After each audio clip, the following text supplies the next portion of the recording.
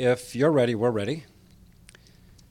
Well, good morning, everyone. Let me begin by introducing the individuals who are here and those who are represented here. My name is Alberto Carvalho, proud superintendent of Miami-Dade County Public Schools. We are bringing this important information to our community on behalf of our entire school board, led by our chair, Ms. Perla Taveras-Hantman. We have with us today Dr. Larry Feldman, school board member, our illustrious state attorney, Ms. Kathy Fernandez-Rundle, our police chief, Mr. Edwin Lopez, and our deputy superintendent responsible for all 450 plus schools in our community, Ms. Valentina Brown. We have a number of board member representatives with us as well, including the office of Ms. Luby Navarro, Ms.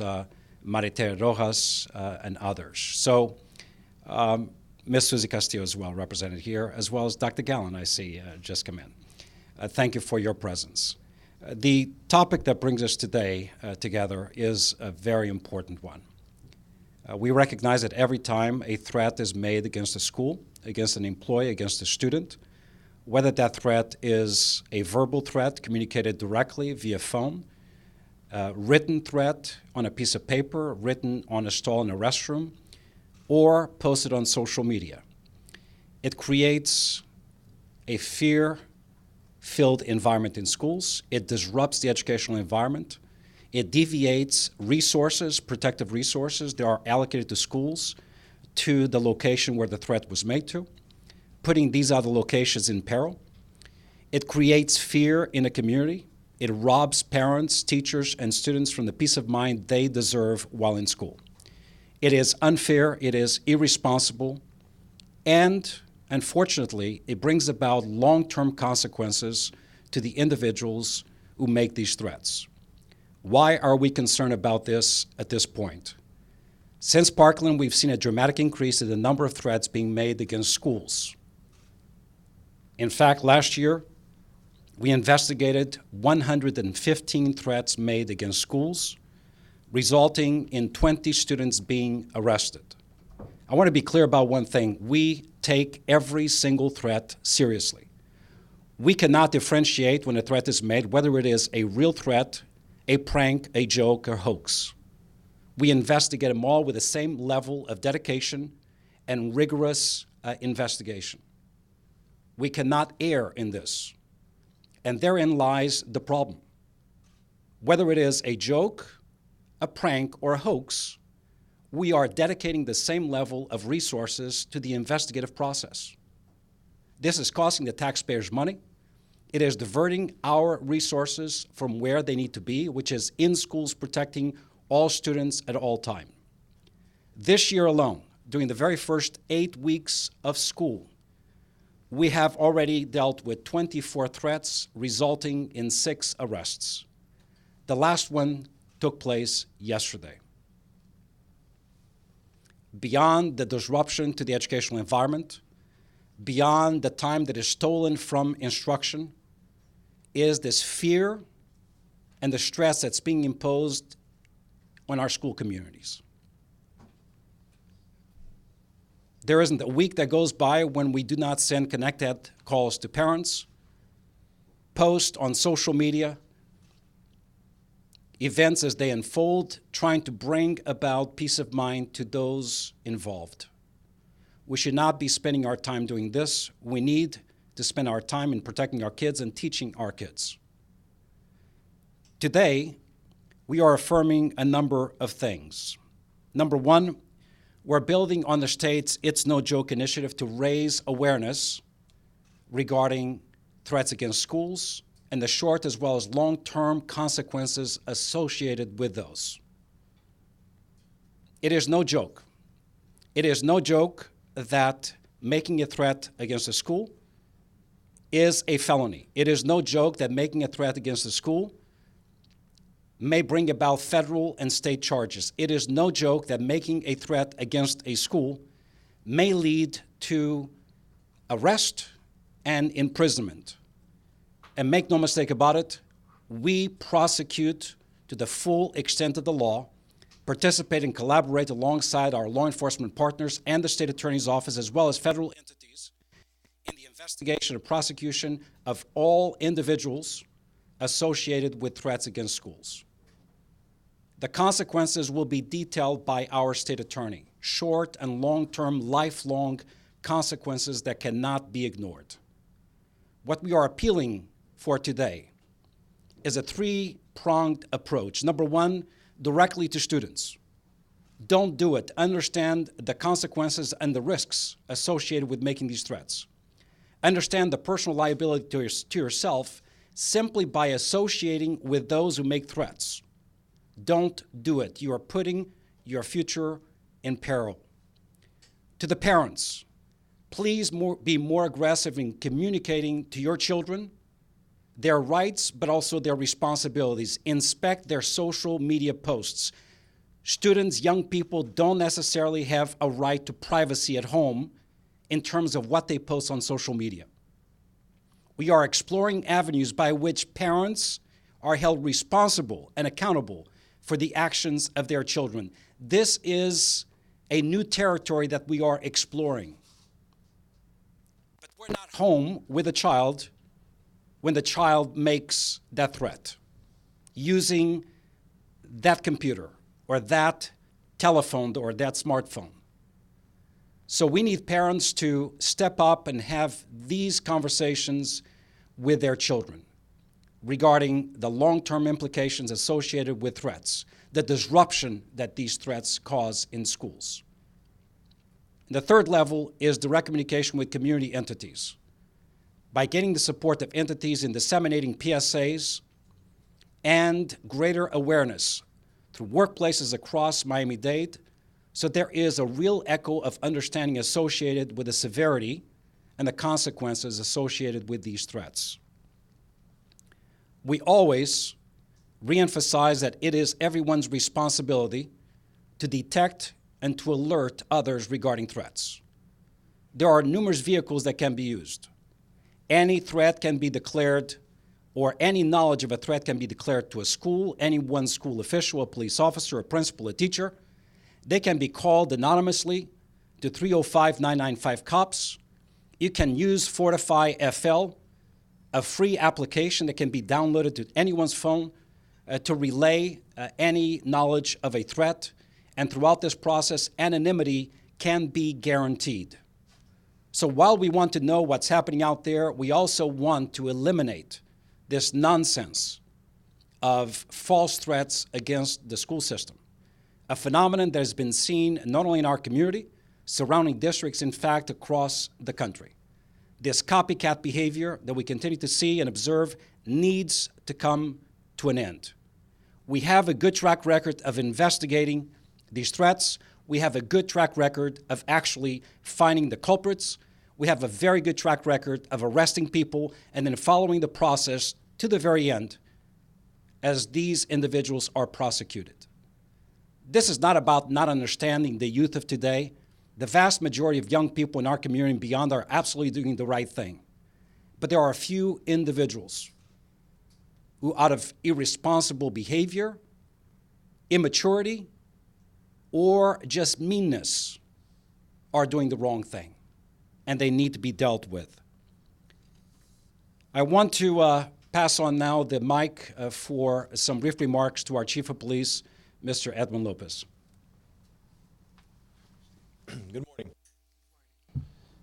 The Miami-Dade Schools Police Department continues to work cohesively and in conjunction with local, state, and federal law enforcement agencies in combating this social media threat phenomenon that's been occurring in our community. Although our mission still revolves around prevention, intervention, and arrest as last resort, the recent swing over the last 18 months involving social media threats has put a damper on our operating efforts. After the new state law that occurred or that was implemented after the incident at Marjorie Stoneman Douglas, our law enforcement agencies, in conjunction with 19 other law enforcement agencies in this community, were tasked with having a law enforcement presence at each and every school site from bell to bell. These social media threats, hoax or not, puts a damper on the resources that we have allocated to the school sites. These cases often involve 24/7 monitoring and investigating tactics overnight hours, and our law enforcement agencies, in conjunction with us, with our agency, still are tasked with two main objectives. One, having a law enforcement presence in every school, continuing to build on the mentorship, on the relationships with our youth, but also combating and investigating and ultimately arresting some of these individuals. Although we will never stop intervening and preventing crimes, we are way past that when it comes to social media threats. We are at our third option, which unfortunately means arresting juveniles. As a police chief, as a father of a fourth grader, it's a discussion that I have in my house on a daily basis.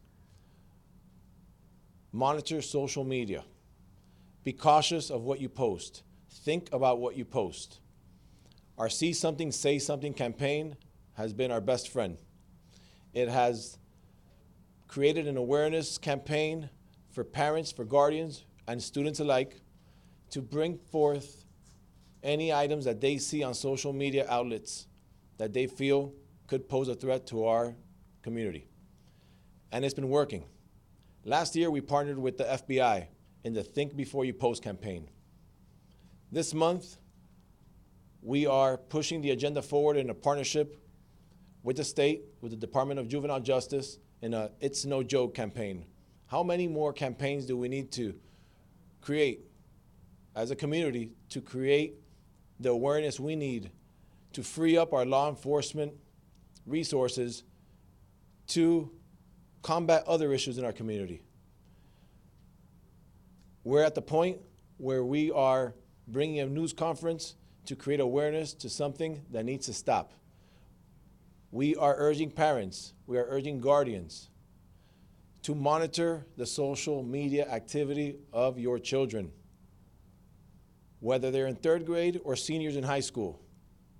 It seems that every student has access to a smart device. As a school district, we empower our youth. We issue thousands and thousands of tablets and other smart devices that empower our kids with the skill set they need to perform in the classroom.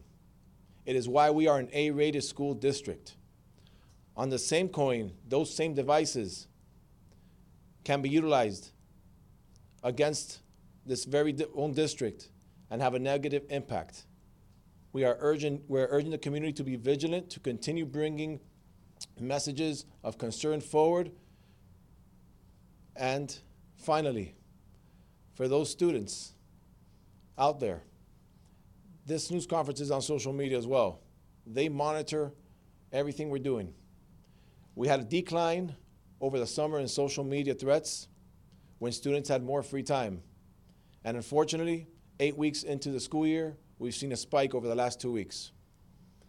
We need the collaboration of students who more often than not, bring concerns forward to law enforcement. Our school resource officers are standing ready at school sites, creating that dialogue with the student body, creating that rapport with them that often lets us know if an incident is about to occur. We've been able to mitigate and prevent incidents from occurring on our school grounds, and now we're making a final plea to those same very students. Please, post responsibly. Thank you. Good morning, everyone. First of all, I want to thank the superintendent, Alberto Carvalho. You are always in the cutting edge on issues that impact our community and our schools, and it's really always a privilege to be a partner of yours. I want to recognize always been at the forefront. Thank you, Chief, for everything that you're doing and for your partnership with us. So my numbers are slightly different. We have noticed that there's a discernible increase in our student population engaging in written threats to do harm at our schools. I'm here to talk a little bit, as the superintendent said, about the serious consequences of doing so. My numbers really are since the occurrence at Parkland. We have noticed an increase in up to 58 students who have been arrested for violating Florida Statute 836. Now, this was a statute that was passed and strengthened after the Parkland shooting, and it specifically went from specific threats against individuals to what we call mass shootings. We also know that there are other cases. We have a number. We just don't do public schools. We have private schools in our community where they're posting it, but they're not necessarily being arrested. They're being handled administratively. We also know that most of these juveniles are being arrested for their written threats to kill, to do bodily injury, or conduct mass shootings. And our office and law enforcement, as the chief just pointed out, all of our federal partners and all our state and local police, we take these cases with the utmost importance. And because we're looking at whether or not there is a credible threat to harm anyone in our community. So we do, as the chief said, we work with the school police, we work with local police. We also consider talking to the FBI on a regular basis, depending on the type of cases. We also want the kids to know that if there are firearms in your home, and the superintendent was talking about the parents, any access to firearms in the home mean that parents or any adults that live in a home, those firearms will also be confiscated. And so let me just talk about some of the consequences. So if a student is arrested, he's going to be subject to a psychological evaluation to determine if there are any mental health concerns. He or she will probably be expelled. These are second-degree felonies, so more than likely they will be detained for 3 weeks upon arrest at our local detention center. And talking about arrest records are lifelong. There are so many collateral consequences to having an arrest record.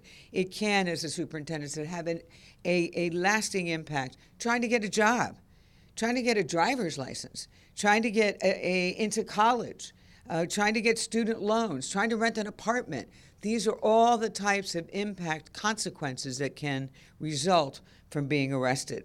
In addition to that, and we have our chief of our juvenile division here, Todd Bass, he looks at all these cases to determine whether or not they're arrested as a juvenile, whether or not it should go in to our adult system.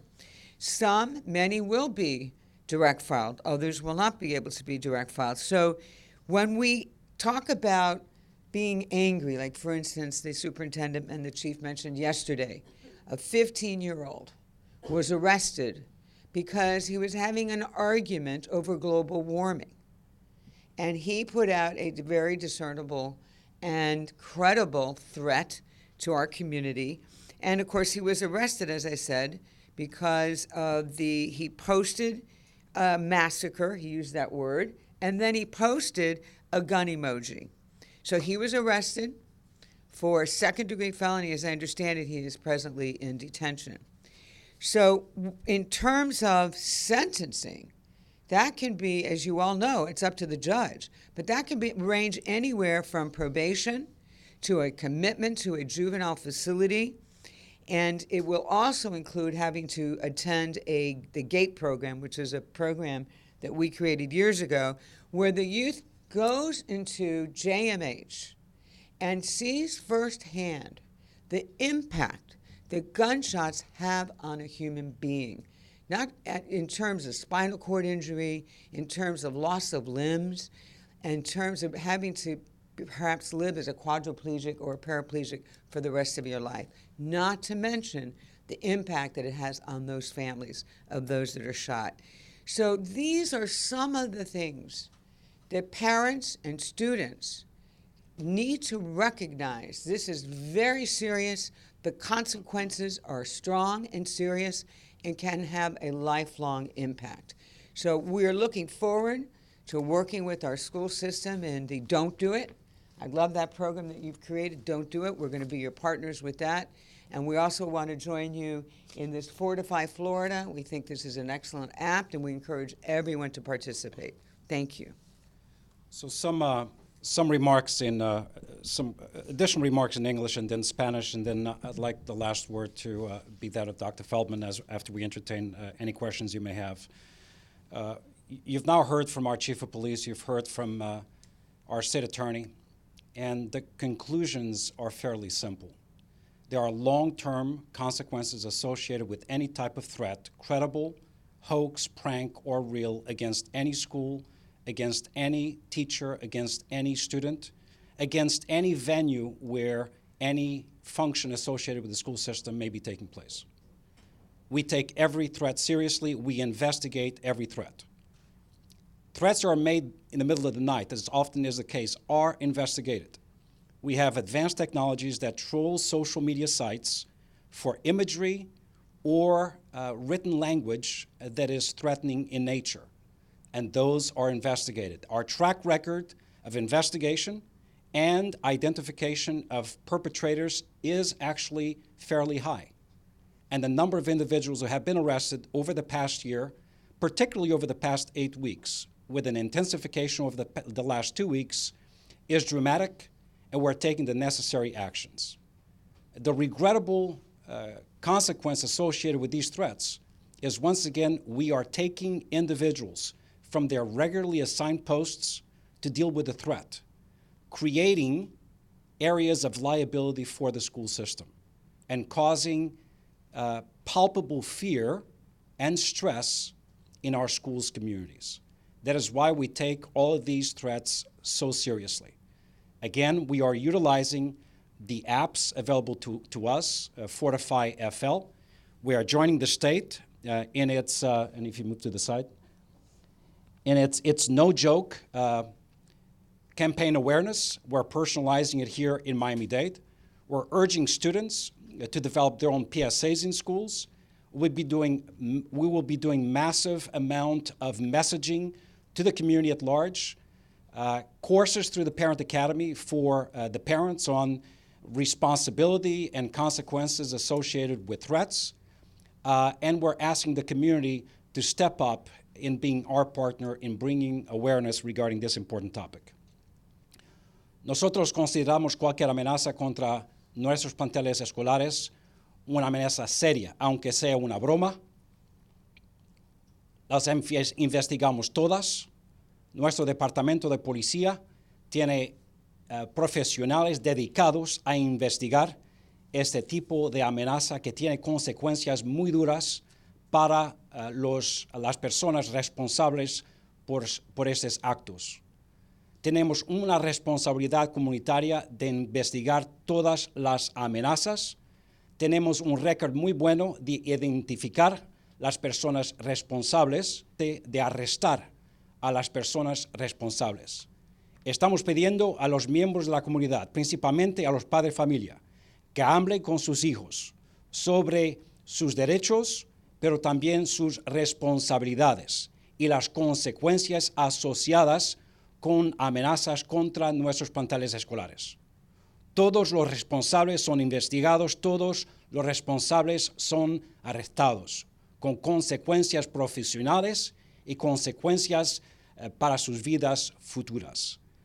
Any questions that you may have, and then I'll... You determined any reason why students are doing this, and I'm curious if it's related to maybe anxiety they're feeling about the potential of violence or a shooting, and when you do those psych evaluations, is there an effort to make sure that they are offered mental health care services if necessary? So important question. So at every step of the investigative process, we embed as part of that process support for the individual and the family. Yes, they did something terribly wrong with dramatic consequences, but counseling support, psychological support to the family and the individual are provided immediately. And we try to understand what the root cause is.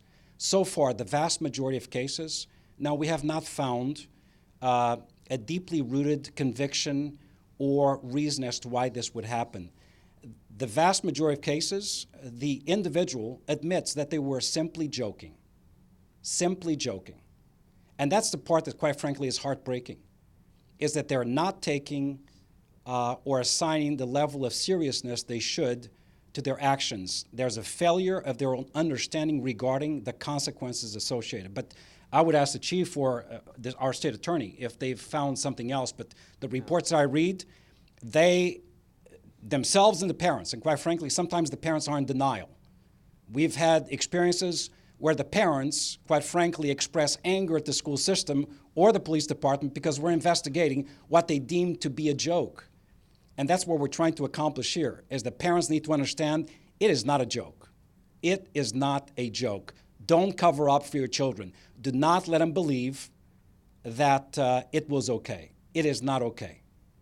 So yes, the most predominant reason we've heard is nothing more than a joke. I was not being serious. I took a picture with a weapon and I posted it, but it was just, it was not a real gun. Well, we can't tell that. And to joke via a picture with a toy gun has the same impact as doing it with a real one. The stress point and the threat against the school is exactly the same. Yes?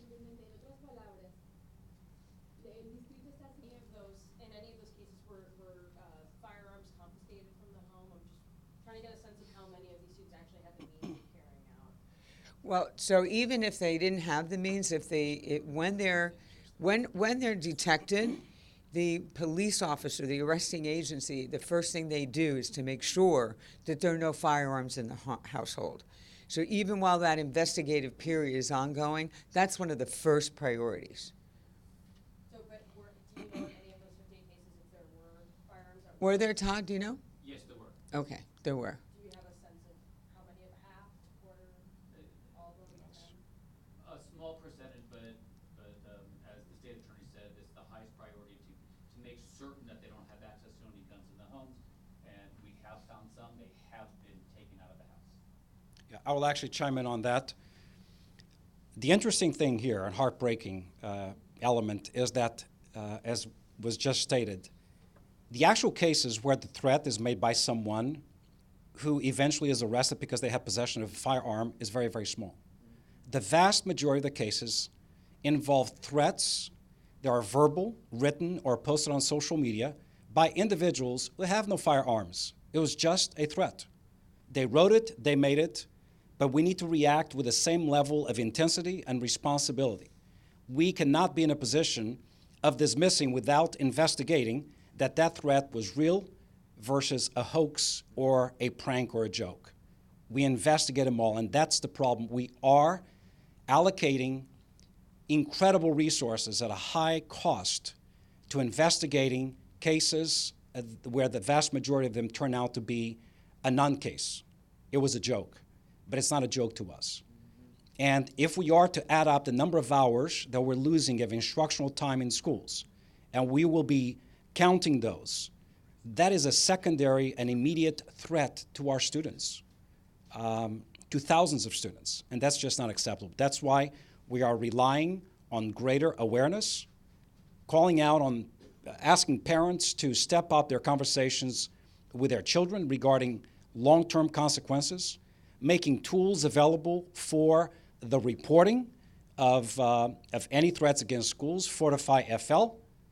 Also, through this new initiative, It's No Joke, calling our police hotline, 305-995-COPS. There are so many different avenues to report threats. We want credible threats to be reported to us. I don't want people to mistake what we're saying. We want threats to be reported to us. We want information that will actually prevent something from happening. But we also want to inform the community that the vast majority of threats are being made are jokes, are hoaxes, and they have serious consequences associated with them. Oh, well, right now the law does not cover, you cannot prosecute a parent that I'm aware of for criminal acts by their child. There's been a lot of discussion about that over the years, but in Florida, as far as I know, it does not exist. Todd, is that correct? That's right. I mean, contributing to negligence is a minor, but it's very difficult in these cases. So, did you hear what he said? Sometimes there is a contributing to the delinquency of a minor, but in these sort of situations, you would have to have some really overt acts by a parent. But I would warn the parents that obviously, other than the moral obligations that they have, they could subject themselves to some civil liabilities as well. How often are these threats leading to lockdowns at schools? Is that happening? It does. It's not happening with all cases, but I can tell you that at least 25% of these threats may result or have resulted in at least partial lockdown of a school. You mentioned earlier you're exploring arenas on the note of parents being involved. Yeah, I would not want to venture into it. We're still at the preliminary exploration stage, but quite frankly, it's been parents who've come to us and have said that the parental responsibility element needs to be explored, that a few disgruntled or irresponsible individuals in the community are creating a great deal of stress and fear in entire school communities, and it should be explored. Obviously, there are, as you just heard, current statutory obstacles, but we are looking at the matter and hope to bring some recommended language to Tallahassee regarding this issue, particularly as it applies to instances where a parent's negligence in securing their own assets, firearms, lead to students getting access, taking photographs, posting photographs of these firearms that they should have no access to. There ought to be some degree of parental responsibility, and that's exactly what we want to explore. Can I just, excuse me one second, because you brought up a very good point, and I want to make sure that I'm not remiss. And that is, there's a separate, so what we've been talking about today primarily is, as the superintendent said, these are hoaxes. Everybody thinks they're a joke, and they're not a joke. So to hold a parent responsible for a child who's thinking that they're doing a hoax is a different criminal responsibility or not from, say, access to a firearm. So the superintendent just mentioned, so anyone, any adult who has firearms in their home or their place, and a child accesses that and then hurts and injures someone else, there are very severe criminal penalties for that. And you've covered some of those cases where a 2-year-old gets a firearm and kills a 3-year-old cousin or something like that. So I just wanted to make sure that that didn't go under the radar screen, because that does exist.